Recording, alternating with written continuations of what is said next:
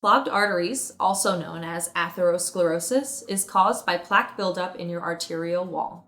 But what does that actually mean, and how does it happen, and how can you prevent it from happening to you?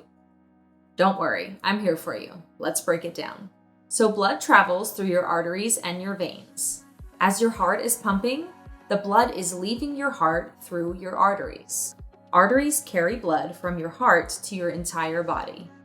From your brain to your toes, the arteries are the tubes that the blood is traveling through to get to the rest of your body. Now, blood leaving your heart is full of all sorts of good and bad things. Blood contains oxygen, nutrients, and hormones, which are all important for cell function and cell structure. One of the nutrients in our blood is cholesterol. And I know you've heard cholesterol before, so let me break it down for you a little bit more.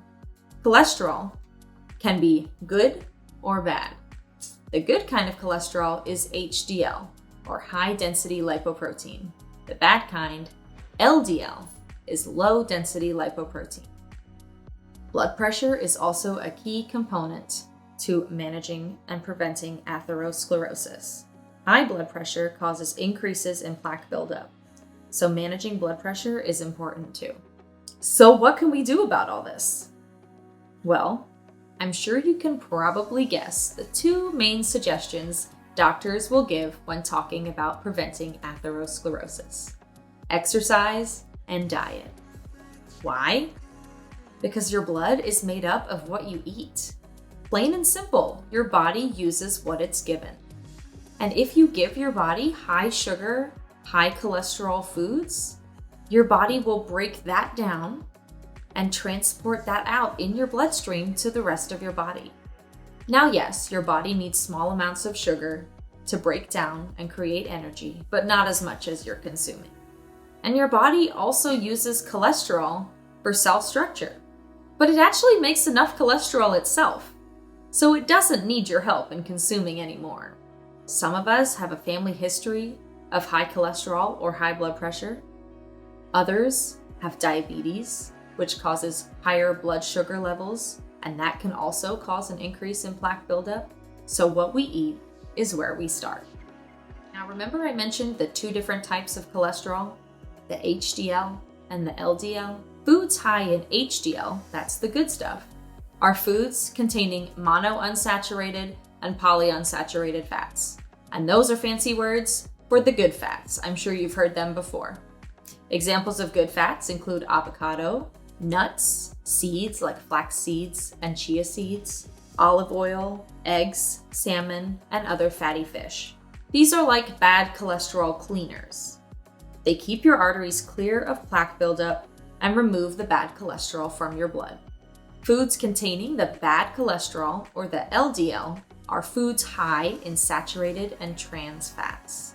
Lots of processed foods, snack foods, margarine, full-fat dairy, and fatty meats contain high LDL levels.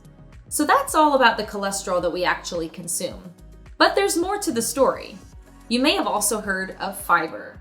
Fiber is a byproduct of plant foods that our body actually does not break down.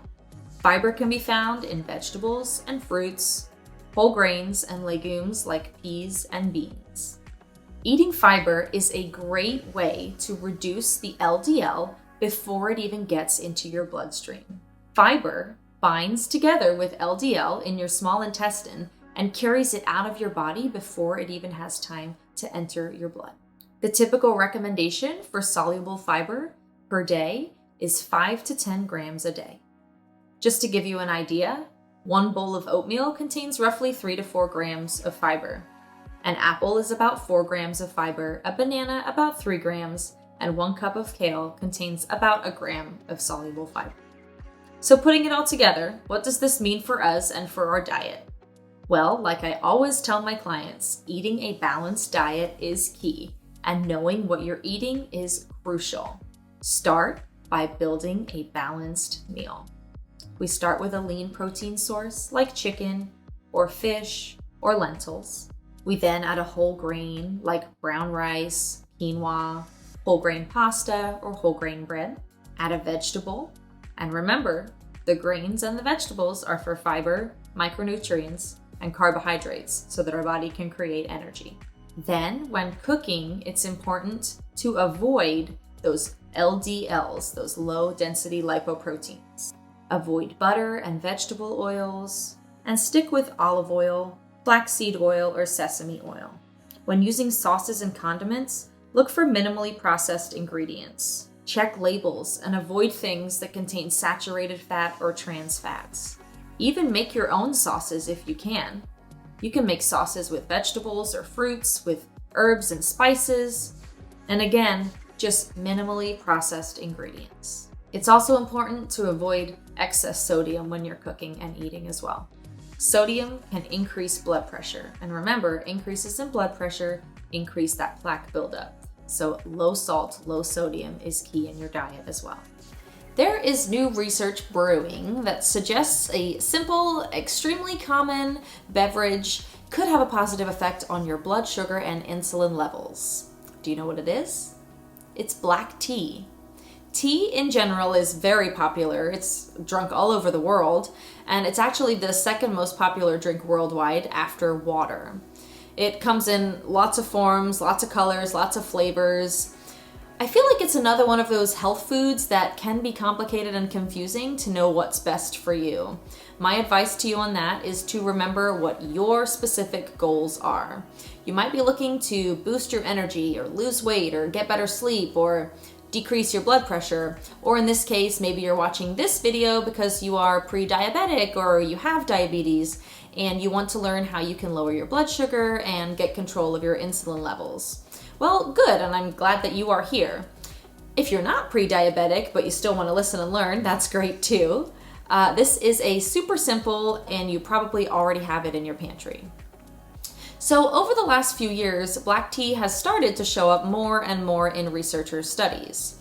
There is increasing evidence that black tea can lower your blood sugar levels because of its antioxidant properties. Black tea contains high levels of polyphenols, and those are antioxidants that are responsible for lowering blood glucose levels and maybe even blocking carbohydrate absorption. These polyphenols can also potentially reduce cholesterol levels in your blood as well. This research is still being investigated, but there is promising signs that the antioxidant properties of black tea are extremely beneficial for our blood sugar levels and for the health of your arteries. Another benefit of black tea is its effect on our gut health. Those same polyphenols that lower blood glucose levels and remove the cholesterol from our arteries are also preventing bad bacteria from growing in our gut. So preventing the bad bacteria actually allows the good, healthy bacteria in our gut to keep growing, keeping us healthy and keeping us well. This is great for our immune system, given that so much of our immunity starts in the gut. So if this sounds right for you, if you are ready to add this to your routine, black tea can be consumed hot or cold. There are numerous brands, tons of varieties at grocery stores. You can also buy black tea as loose leaf tea as well. It is often more expensive that way, but it's really tasty. And you can always add lemon to your tea or another citrus fruit that adds flavor and nutrients. If you're from Great Britain, maybe you'll put milk in your tea, and in moderation, that's fine. But first, make sure you don't have any intolerances to milk, as that is a top allergen for people. Although there have been several studies that have actually found milk in tea reduces the effectiveness of antioxidants, and that's specifically for dairy milk. So this is potentially due to the casein, the protein that's found in milk. It binds with the antioxidants and it inhibits them from being able to do their job. So just be aware of that. And if you only drink milk with your tea, you might not be getting all of the benefits that you could be getting. You could substitute that dairy milk with unsweetened nut milk as well, like almond milk. Since this contains no casein, it doesn't harm the antioxidants and it doesn't affect them in any way. Just know that adding milk of any kind does add calories, and if your milk is sweetened, you're adding sugar to your blood when, one of the purposes of drinking black tea was to reduce our blood sugar levels. So in moderation, right? The same goes for honey too. Yes, honey is a natural sugar, but it is still a sugar and it still increases your blood sugar levels and it still contains calories from carbohydrates. The difference is the molecular makeup of honey is a little bit different from sugar. So honey has a lower glycemic index and it doesn't spike your blood sugar levels as quickly. So, if you're reaching for one, sugar or honey, go for honey. But if you can do without, that is the best option. There is one vitamin that was found almost 100 years ago that is still pretty unknown by the average American. That vitamin is vitamin K. And there are actually two different types of vitamin K. The first is vitamin K1, called a phytoquinone, and that's found in leafy green vegetables. The second is vitamin K2, called a minoquinone, and that is found in fermented foods, some animal products, and also some dairy products. Both variations of vitamin K are important nutrients for our blood that affects blood clotting, calcium metabolism, and our overall heart health. This is because of the role vitamin K, particularly vitamin K2, plays in depositing calcium in the body.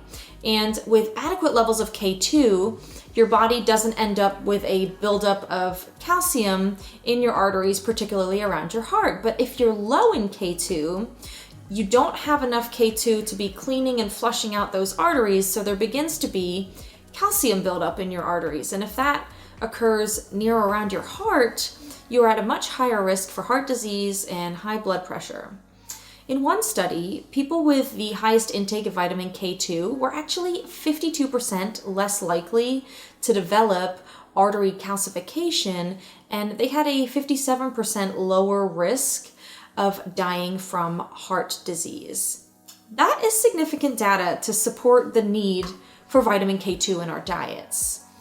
Now, you can get K2 from animal products like dark meat chicken, pasteurized egg yolks. You can get it in pork chops and in some cheeses, especially fermented cheeses. It can also be found in more uncommon things like eel, beef liver, and also fermented foods like sauerkraut. But as you can see, these aren't things that we're going to be eating every day, or at least, we shouldn't be eating pork chops and dark meat chicken every day.